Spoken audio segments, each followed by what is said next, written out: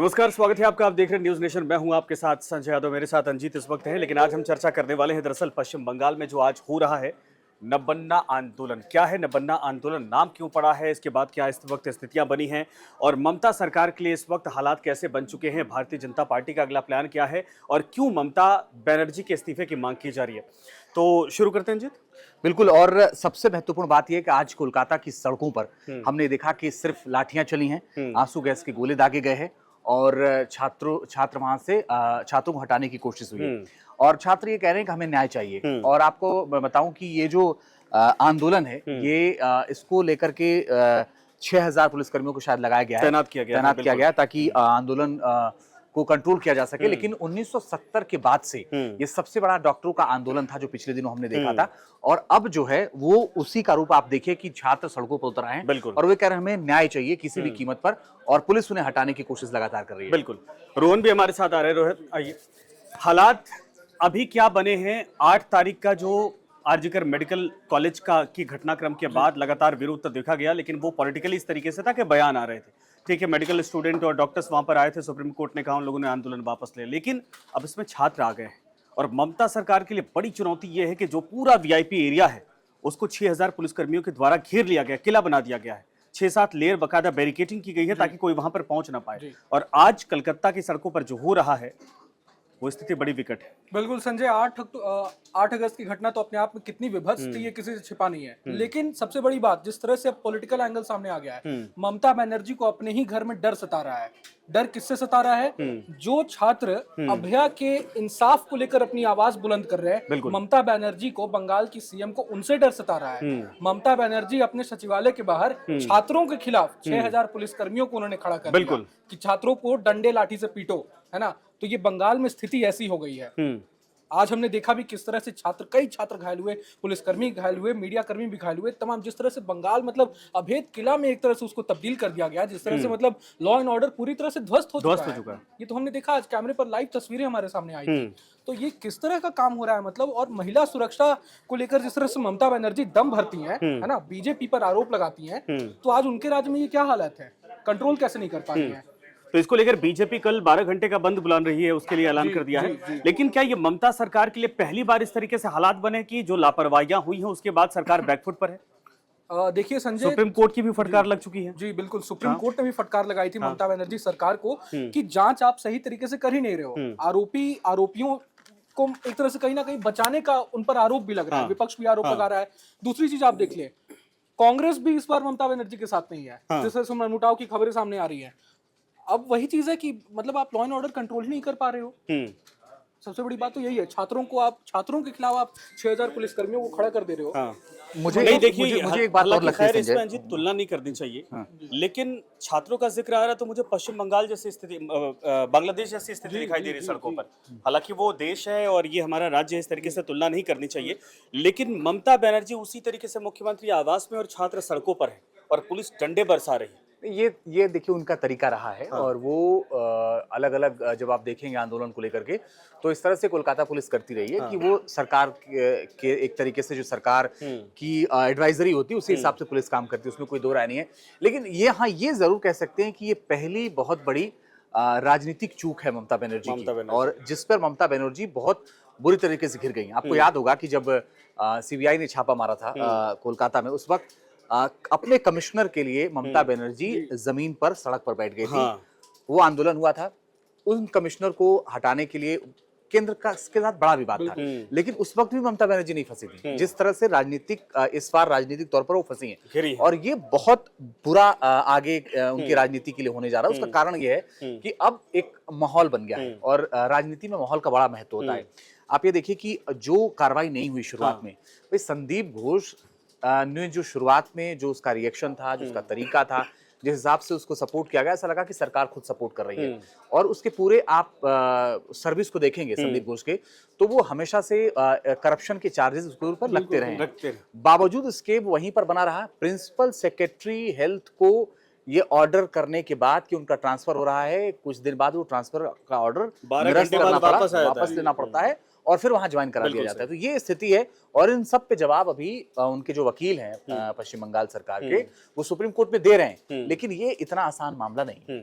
अच्छा, लोगों के दिमाग में ये सवाल है, नबन्ना आंदोलन, बिल्कुल। ये नाम क्यों दिया जा रहा है? देखिए, नबन्ना असल में वहाँ के सचिवालय का नाम है। पहले उसका नाम रॉयटर्स बिल्डिंग हुआ करता था, लेकिन अब नबन्ना उसका नाम है। उसी के टॉप फ्लोर पर ममता बनर्जी सीएम का ऑफिस भी है। लेकिन अभी जो आंदोलन हो रहा है, सबसे बड़ी बात यह है कि ममता बनर्जी एक महिला सीएम है, और महिला सीएम, उनके प्रदेश में एक महिला के साथ इस तरह से बर्बरता होती है। उन्होंने पहले तो कई दिनों तक इस पर आवाज ही नहीं उठाई, कोई रिएक्शन नहीं दिया। ना ही ममता की पार्टी में इतने महिला सांसद हैं, महिला मंत्री हैं, उन्होंने आवाज उठाई, किसी ने भी आवाज नहीं उठाई। तो सबसे बड़ा सवाल तो पहले वहां उठा। उसके बाद आपने जैसा जिक्र किया अंजीत, आरजी कर कॉलेज के पूर्व प्रिंसिपल संदीप घोष, जिस तरह से उनको बचाने की तमाम कोशिशें हुई। संदीप घोष के बारे में यह भी कहा जा रहा था कि सिर्फ यही नहीं, उनके बारे में तो ये भी बातें सामने आई कि डेड बॉडी की तस्करी जिस तरह से वो करते थे, ये तमाम सिर्फ वही नहीं है, बहुत सारी चीजें कि यहाँ पर बकायदा सीडी तैयार की जा रही थी, सेक्स स्कैंडल यहाँ पर हो रहा था, और ये सब उनके जानकारी में था। या तो शह मिली थी, या तो कुछ तो ऐसा घपला था जिसकी वजह से यहाँ लगातार वो अपना ट्रांसफर चाहते थे, यानी पोस्टिंग चाहते थे, और यहाँ से जैसे ही बाहर पोस्टिंग होती थी उसके बाद वापस आ जाते। जी, और यही नहीं, ये अड्डा था उस तरीके जी, अड्डा था। और संदीप घोष की छात्रों के साथ टसल की भी खबरें सामने आती हैं कि छात्रों के साथ किस तरह से उनका टसल चल रहा था। छात्रों के अंदर भी मतलब संदीप घोष को लेकर पहले से नाराजगी थी, है ना। दूसरी चीज, घटना के दिन की आप बात करें, घटना के अगले ही दिन, उसी रात शायद मेरे ख्याल से कंस्ट्रक्शन वर्क वहां शुरू करवा दिया गया। एक दिन बाद कंस्ट्रक्शन वर्क जिस तरह से शुरू करवा दिया गया। लेकिन सबसे बड़ी बात वही है कि ममता बनर्जी की तरफ से कोई रिएक्शन सामने नहीं आया। तमाम मंत्रालय, उनके अंदर विभाग उनके अंडर आते हैं। प्रदर्शन करने पे उन्होंने कहा प्रदर्शन करेंगे, हम किसके खिलाफ प्रदर्शन करेंगे? जी, सरकार आपकी है, लॉ एंड ऑर्डर आपका है, सिस्टम आपका है, किसके खिलाफ प्रदर्शन? जी, उसके बाद हमने देखा राहुल गांधी, नेता विपक्ष, ने ममता बनर्जी प्रशासन पर सवाल उठाए, तो उल्टा ममता बनर्जी ने उन्हीं को उल्टा जवाब दे दिया कि भाई आप अपने राज्य में देखिए। ये कंपैरिजन क्यों होता है? आप अपने राज्य के लॉ एंड ऑर्डर को सुधारिए, कंपैरिजन मत कीजिए। विपक्ष पर पलटवार बार बार आप कर रहे हो, सरकार पर ही सवाल उठा रहे हो आप, तो इसमें गलती तो आपकी है ना। नहीं, अभी खबर है कि हावड़ा ब्रिज को बंद कर दिया गया है, पूरे आसपास के इलाके को लॉक कर दिया गया है। इसका समाधान अब क्या है? क्या छात्रों पर बर्बरता की जाएगी या कोई समाधान निकाला जाएगा? देखिए, अब छात्र जिस तरह से उग्र हो चुके हैं, ऐसा लगता नहीं है कि मुझे शांति अभी फिलहाल कंट्रोल हो पाएगी हालात, है ना। लेकिन अब जिस तरह से, अब देखिए लॉ एंड ऑर्डर किस तरह से, कहीं सेंटर को इन्वॉल्व होना ना पड़े, ये भी हो सकता है। हालात तो उसी तरीके से दिख रहे हैं। जी, जो परिस्थितियां आज बनी है सड़क पे, वो साफ लग रहा है कि सेंट्रल को इन्वॉल्व नहीं होना पड़ेगा, क्योंकि वो लॉ एंड ऑर्डर है इतना, तो वो अपने आप में वो मैनेज कर लेंगे। उनको बहुत सरकार चलाने का बहुत लंबा अनुभव है। खैर, अभी परिस्थितियां ये भी ना, कल बीजेपी भी आ रही है। नहीं, वो ठीक है, वो बीजेपी आ रही है, वो सब राज्य सरकार अगर मजबूत होती है तो सारे लॉ एंड ऑर्डर को मजबूत कर लेती है। लेकिन ये समझ लीजिए कि इस बार ममता बनर्जी फंसी हुई है राजनीतिक तौर पर, और ये इतना बुरा घिर चुके हैं कि ये इतना आसान नहीं है। क्योंकि संदीप घोष ने, अगर सीबीआई जांच कर रही है, सीबीआई ने अगर कुछ और परतें खोली, तो आप ये समझिए कि और ज्यादा मुश्किल होने वाली। क्योंकि पहला सवाल सुप्रीम कोर्ट ने यही कहा था कि जब अस्पताल परिसर में घटना हुई, तो पहली जिम्मेदारी ये थी कि पहली एफआईआर अस्पताल प्रबंधन को करानी चाहिए थी। अस्पताल प्रबंधन ने कोई एफआईआर नहीं कराई। दूसरी बड़ी और अहम बात कही सुप्रीम कोर्ट ने, वो ये कहा कि जब घर के लोग पहुंचे, उनके साथ मानवता नहीं दिखाई गई और उनको मिलने नहीं दिया गया। क्यों ये कहा? बिल्कुल। और संदीप घोष का ऐसे मौके पर इस्तीफा, ये भी समझ में नहीं आया कि जहां पर जिम्मेदारी लेनी चाहिए थी, अगर आप गलत नहीं थे या सिस्टम गलत नहीं था आपके द्वारा जो डेवलप किया गया था, तो ऐसी जब खबर आई उसके बाद जो है कि आप पहले बयान देते हैं, उसके बाद जो है कि आप इस्तीफा दे देते हैं। क्या ये तो दाल में काला सब कुछ दिख ही रहा था।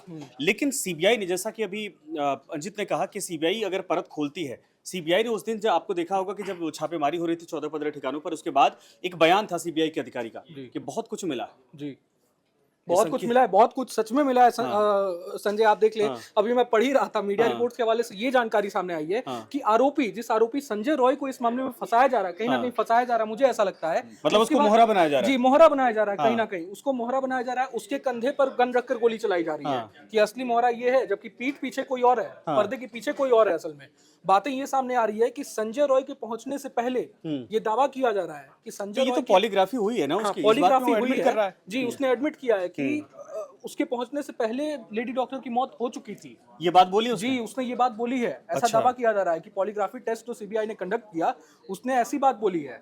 तो मतलब इसमें किसकी इन्वॉल्वमेंट है, ये सबसे बड़ा सवाल अपने आप में है। अगर संजय रॉय नहीं है आरोपी, असली गुनहगार वो नहीं है, तो कौन है? जीत, ऐसा है क्या? तो ये बहुत बड़ा मसला है। मैं रोहन की बात से बिल्कुल सहमत हूँ, और सहमत इसलिए हूँ क्योंकि जो सबूत हैं वो यही कहते हैं। और जो संजय रॉय का जो जो अब तक कैरेक्टर समझ में आता है, उसमें जो पॉलीग्राफ टेस्ट हुआ उसमें भी शायद उसने ये बात कही है, जो जिस बात का जिक्र रोहन कर रहे हैं। देखिए, अगर भ्रष्टाचार बड़े पैमाने पर था उस अस्पताल में, और था, इस बात को देखिए मीडिया में इस तरीके से इसको थोड़ा सा शब्दों का चयन ऐसे किया जाता है कि भ्रष्टाचार का आरोप है। मैं सीधे तौर पर कह रहा हूँ भ्रष्टाचार का था। उसके पीछे की वजह ये कि बार बार शिकायतें हो रही थी, और जो लोग शिकायतें कर रहे थे उनको किसी न किसी तरीके से निपटा दिया जा रहा था। और वही मामला है, हो सकता है कि इस मामले में संजय राय एक मोहरा हो, क्योंकि संजय राय तो बोलने की स्थिति में नहीं। पश्चिम बंगाल पुलिस ने जो शुरुआत में सारी चीजें दिखाई उस हिसाब से उसने काम किया, और ये अगर मान लीजिए कि वो आरोपी नहीं भी है या उसका दोष नहीं भी है तो पलटेगा बाद में कोर्ट में। अभी तो खैर उस पुलिस ने कहा कि भाई ठीक है, उसने गुनाह कबूल कर लिया, सीबीआई पूरे मामले की जांच करिए, क्योंकि कोर्ट में जब आप जाते हैं तो आपको सबूतों की जरूरत पड़ती है, सारे सबूत आपको देने पड़ेंगे। और पॉलीग्राफ टेस्ट का हालांकि कोई कोर्ट में शायद महत्व नहीं होता है, लेकिन उससे सबूत जुटाने में मदद मिलती है, इसलिए पॉलीग्राफ टेस्ट किया जाता है। तो अगर उसने कह दिया नहीं तो सीबीआई उसी आधार पर काम करेगी, सीबीआई उसी हिसाब से सबूत जुटाएगी। और इस बात से मुझे बिल्कुल इनकार नहीं मैं कर सकता कि इसमें हो सकता है कि संजय राय को मोहरा बनाया जा रहा है। अंजीत अभी हाल ही में आप देख लें, अख्तर अली जो आरजी कर अस्पताल के आई थिंक पूर्व अधिकारी हैं, उन्होंने संदीप घोष को लेकर एक बहुत बड़ा खुलासा किया था। रिटायर हो चुके हैं, अधिकारी थे, मतलब पूर्व अधिकारी। उन्होंने संदीप घोष को लेकर ये खुलासा किया था कि छात्रों को लेकर उनके साथ ऐसा टसल था, मतलब छात्र किसी बात को लेकर अगर शिकायत करने जाते थे तो भाई उनके नंबर घटा दिए जाते थे, उनको सस्पेंड कर दिया जाता था जबरन। मतलब थ्रेट ऑल टाइम था, इनकी तरफ से डरा के रखा जाता था। और एक इनके साथ जो कुछ छात्र थे वो वसूली का काम करते थे जी। अच्छा, बहुत बड़े पैमाने पर वसूली होती थी, और अख्तर अली ने बाकायदा लिखित शिकायत मंत्रालयों में कई बार की, लेकिन अख्तर अली को वहां से हटा दिया गया, संदीप घोष को वहां से नहीं हटाया गया। और सबसे बड़ी बात ये कि आरोपी जो है संजय रॉय, उसके बारे में कहा जा रहा था कि वो संदीप घोष के बॉडीगार्ड्स में से एक था। जो बाउंसर से संदीप घोष के, उनमें से एक ये संजय रॉय था।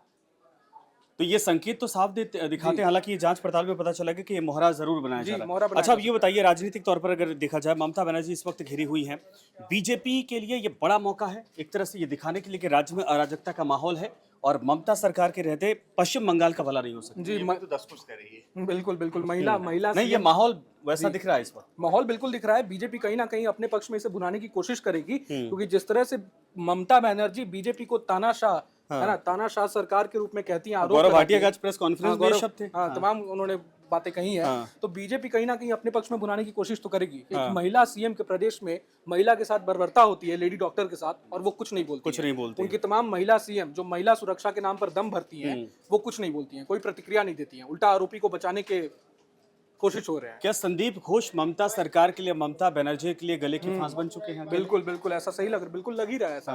देखिए, होता ही यही है कि आप बहुत ज्यादा अब करप्शन करते रहिए, बहुत करते रहिए, चिट्ठियां लिखी जा रही थी, लेकिन अब वो धीरे धीरे सब निकलता है। अब सीबीआई जांच कर रही, सीबीआई ने थोड़ा सा और आगे जांच बढ़ाई तो सब कुछ निकलेगा। लेकिन ये जरूर है कि आज कोलकाता की सड़कों पर जबरदस्त बवाल, लाठीचार्ज और आंसू गैस के गोले लगातार छोड़े जा रहे हैं। लेकिन जो भी अपडेट होगा इसको लेकर हम आप तक तमाम जानकारी देंगे। फिलहाल शुक्रिया रोहन आपका, और लगातार खबरों के लिए और लगातार अपडेट के लिए आप न्यूज नेशन के डिजिटल प्लेटफॉर्म के साथ बने रहिए। धन्यवाद। न्यूज नेशन अब व्हाट्सएप पर खबरों के ताजा अपडेट के लिए न्यूज नेशन के इस QR कोड को स्कैन करें।